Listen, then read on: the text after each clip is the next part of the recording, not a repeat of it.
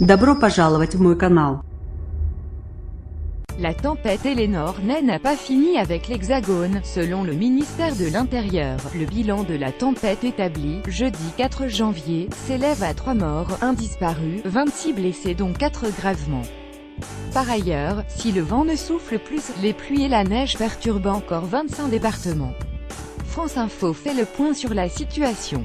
Une tempête meurtrière après le décès mercredi d'un skieur de 21 ans tué par la chute d'un sapin sur une piste de Morillon, Haute-Savoie. Une nonagénaire est morte d'une crise cardiaque à Créambé-le-Don-Isère après que sa maison fut envahie et dévastée par une coulée de boue et d'eau. En Savoie, un agriculteur a été retrouvé mort sous une coulée de neige près de son chalet d'alpage à Bonneval-sur-Arc.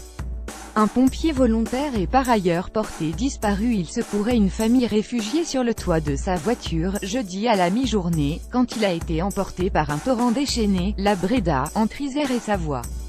Plus de 80 personnes sont à sa recherche et les secours resteront mobilisés toute la nuit, selon le ministère de l'Intérieur. 26 départements en vigilance orange. La carte de la vigilance orange, jeudi 4 janvier.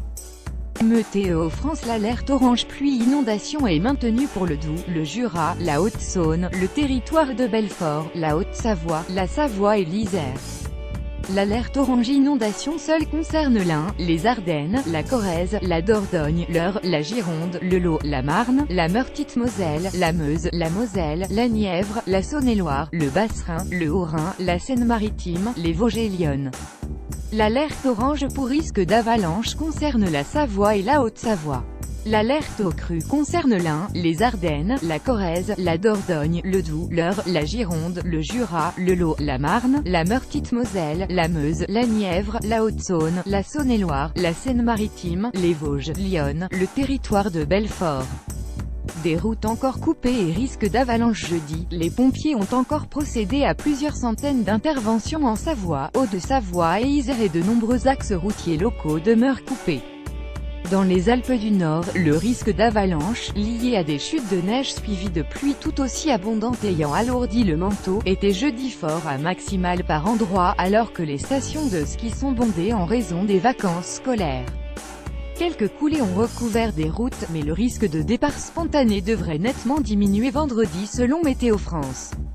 De nombreux domaines sont restés fermés jeudi, ou ont ouvert partiellement.